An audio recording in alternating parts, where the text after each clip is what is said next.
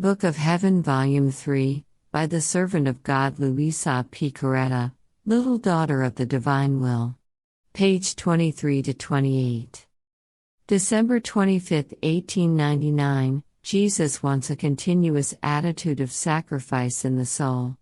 After spending several days of almost total privation of my highest and only good, days accompanied by hardness of heart, without even being able to cry over my great loss, though I offered to God even that loss, saying to Him, Lord, accept it as a sacrifice, You alone can soften this heart of mine, so hard. Finally, after long suffering, my dear Queen Mama came, carrying the celestial baby on her lap, wrapped in a little cloth, all shivering. She placed him in my arms, telling me, My daughter, warm him with your affections, because my son was born in extreme poverty, in the complete abandonment of men and in highest mortification. Oh, how pretty he was, with that celestial beauty of his. I took him in my arms and I clasped him to myself to warm him, because he was almost numb with cold, since he had nothing else to cover him but one little cloth.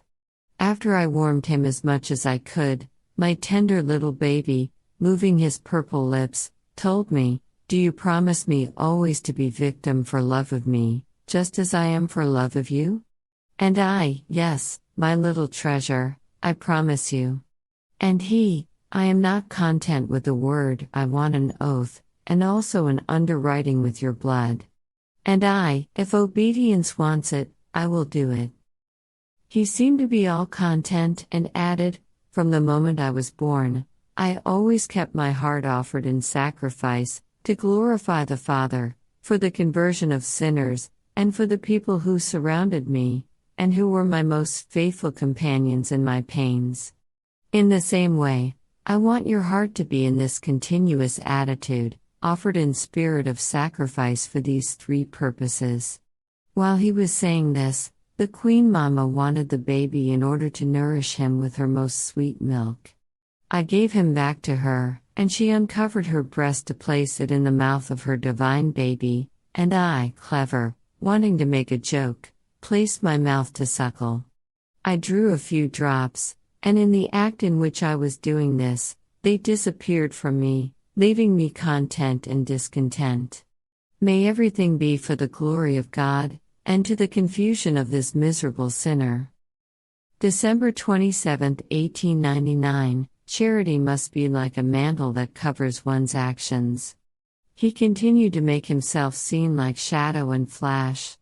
While I was in a sea of bitterness because of his absence, in one instant he made himself seen, telling me, Charity must be like a mantle which must cover all of your actions, in such a way that everything must shine with perfect charity.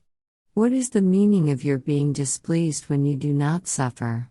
That your charity is not perfect, because suffering for love of me and not suffering for love of me, without your will, is all the same. And he disappeared, leaving me more embittered than before, wanting to touch a key too delicate for me, which he himself has infused in me. Then, after I shed bitter tears for my miserable state and over the absence of my adorable Jesus, he came back and told me, With just souls I act with justice, or rather, I give them double recompense for their justice by favoring them with greater graces, and by speaking to them of just words and of sanctity.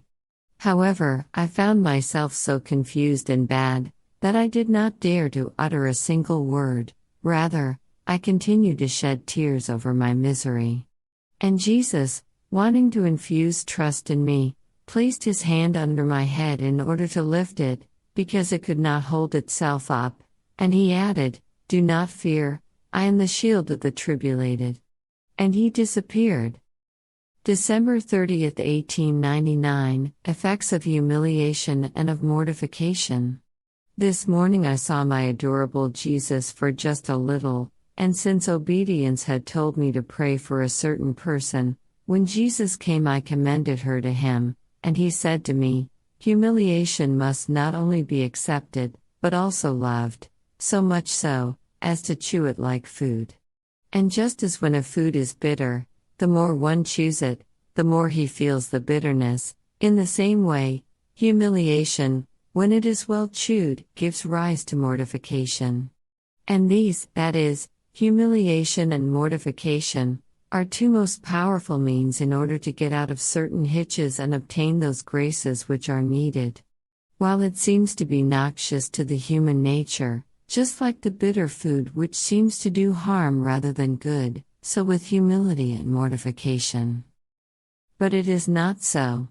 The more the piece of iron is beaten on the anvil, the more it sparkles with fire and is purged. The same for the soul, the more she is humiliated and beaten on the anvil of mortification, the more she sparkles with celestial fire and is purged, if she really wants to walk along the path of good. If then she is false, it happens all the opposite. January 1, 1900, the circumcision of Jesus. The more the soul humiliates herself and knows herself, the closer she draws to the truth. Being very afflicted because of the privation of my highest and only good, after much waiting and waiting, finally I saw him come out from within my heart, crying and making me understand with his eyes that he was hurting from the wound received in the circumcision. So he cried and expected me to dry the blood that was pouring from that wound, and to sweeten the pain of the cut. I felt all compassion and confusion together, so much so that I did not dare to do it. However, drawn by love, I don't know how I found a little cloth in my hand, and I tried as much as I could to dry the blood of baby Jesus. While doing this, I felt I was all full of sin, and I thought that I was the cause of that pain of Jesus. Oh, how sorry I felt for him. I felt absorbed in that bitterness, and the blessed little baby, compassionating my miserable state, told me, the more the soul humiliates herself and knows herself, the closer she draws to the truth, and being in the truth, she tries to push herself along the path of virtues, from which she sees herself very far away. And if she sees herself on the path of virtues, immediately she realizes how much there is left for her to do, because virtues have no end, they are infinite, as I am. So, being in the truth, the soul always tries to perfect herself, but she will never arrive at seeing herself perfect. And this serves her, and it will make her work continuously, striving to perfect herself more, without wasting time in idleness. And I, pleased with this work, keep retouching her little by little, in order to portray my likeness in her. This is why I wanted to be circumcised, to give an example of highest humility, which rendered the very angels of heaven stunned. January 3, 1900, peace in any circumstance. I continued to see myself all full of miseries, not only so, but also restless. It seems to me that all of my interior had become alarmed about the loss of Jesus. I kept thinking to myself that my great sins had made me deserve that my adorable Jesus had left me, and therefore I was not going to see him any more. Oh, what a cruel death this thought is for me! Or rather, more ruthless than any death. No longer to see Jesus. No longer to hear the gentleness of his voice. To lose the one on whom my life depends, and from whom every good comes to me. How can I live without him? Ah, everything is over for me if I lose Jesus. With these thoughts I felt an agony of death. All of my interior was upset, for it wanted Jesus, and he, in a flash of light, manifested himself to my soul, telling me, peace, peace, do not want to disturb yourself. Just as the most fragrant flower perfumes the place in which it is put, so does my peace fill with God the soul who possesses it. And he escaped like a flash. Ah, Lord, how good you are with this sinner! And I also tell you in confidence, how impertinent you are, for I must lose you no less, and you do not even want me to become disturbed or restless, and if I do it, you make me understand that I myself move away from you, because with peace I fill myself with God, while by becoming disturbed I fill myself with diabolical temptations. Oh, My sweet Jesus. How much patience it takes with you, because whatever happens to me, I cannot even become upset or disturbed, but you want me to remain in perfect calm and peace. January 5, 1900, Effects of Sin and of Confession.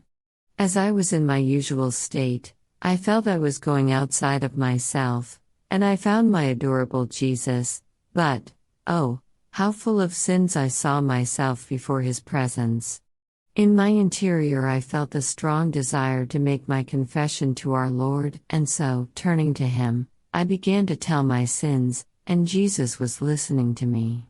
When I finished speaking, turning to me with a face full of sadness, he told me, "My daughter, sin is a poisonous and deadly embrace to the soul if it is grave, and not only to her, but also to all the virtues present in the soul. If then it is venial, it is a wounding embrace, which renders the soul very weak and infirm, and together with her the virtues which she had acquired also become infirm." What a deadly weapon sin is! Sin alone can wound and give death to the soul. Nothing else can harm her, nothing else but sin alone renders her opprobrious and odious before me. While he was saying this, I comprehended the ugliness of sin, and I felt such pain that I cannot even express it. And Jesus, seeing me all contrite, raised his blessed right hand and pronounced the words of the absolution. Then he added, "Just as sin wounds and gives death to the soul, so does the sacrament of confession give life, heal the wounds, and give back vigor to virtues, and this, more or less, according to the dispositions of the soul, so does the virtue of the sacrament operate." It seemed to me that my soul had received new life. I no longer felt the bother of before, after Jesus gave me the absolution. May the Lord be always thanked and glorified.